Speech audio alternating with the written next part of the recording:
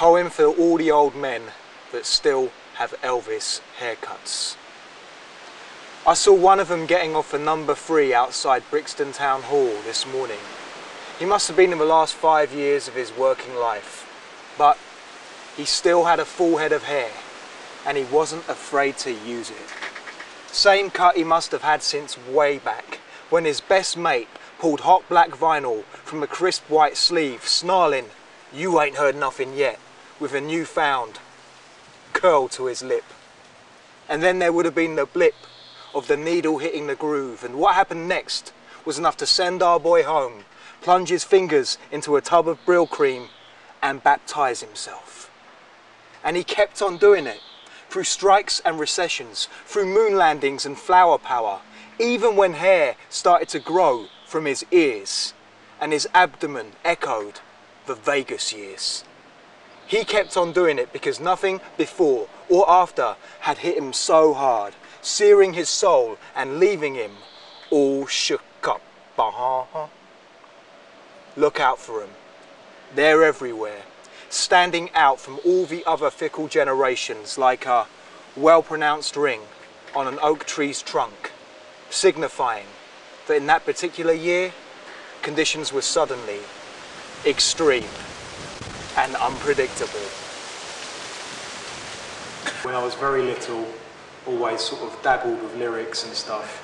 Only started taking it seriously when I dropped out of art college, as is the cliche for a lot of people, and found that I was better at communicating myself with words than I was through painting or playing the guitar badly, stuff like that. Okay, when you got more into poetry, who were your sort of influences to begin with, would you say?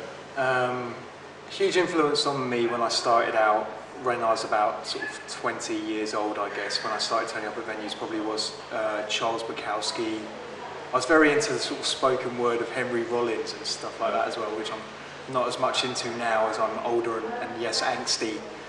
But probably stuff like Charles Bukowski, because you always have that image of poetry as something academic, people being from a certain kind of background, and Bukowski was doing the same kind of work I was doing and stuff, sort of physical jobs, and he was writing for a kind of audience that I wanted to write for as well, which is perhaps people from a less academic background.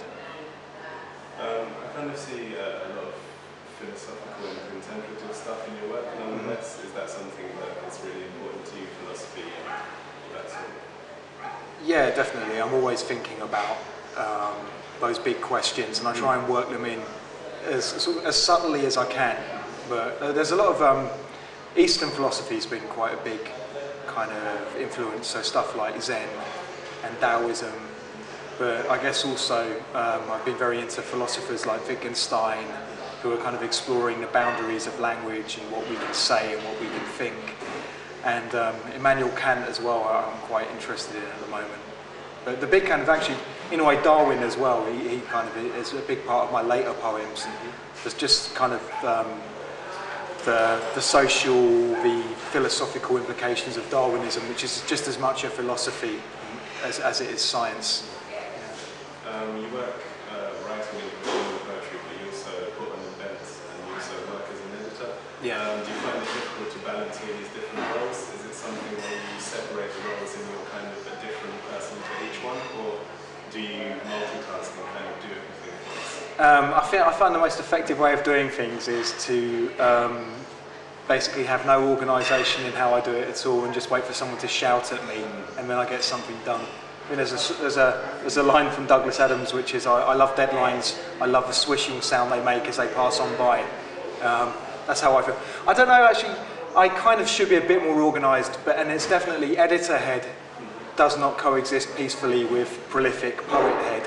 So I'm getting better at it, I'm getting better at compartmentalising, but I'm going to find that maybe I will do some things more. Maybe I'm probably going to start sort of toning down my promoter activities and stuff like that, and be more involved in my performing, my writing and my editing. Okay, so really the final question is, you've got 2 collections of poetry out. What comes next for you? I'm toying with an idea of bringing out, I'm working on 2 collections at the moment. One's a whole collection about human evolution, paleoanthropology, and then the other the other is going to just be all the other poems that I wrote. It's quite pretentious, so I think I might have to leave a little bit of time between them. I'm not going to be Mr. I'm bringing out 2 books at the same time, but I've just decided to kind of, a bit like gardening, to kind of cut them both off and put them in 2 different pots and let them grow. So yeah, that's 2 books coming out, but probably within a year and a half of each other. Thanks, man. No problem.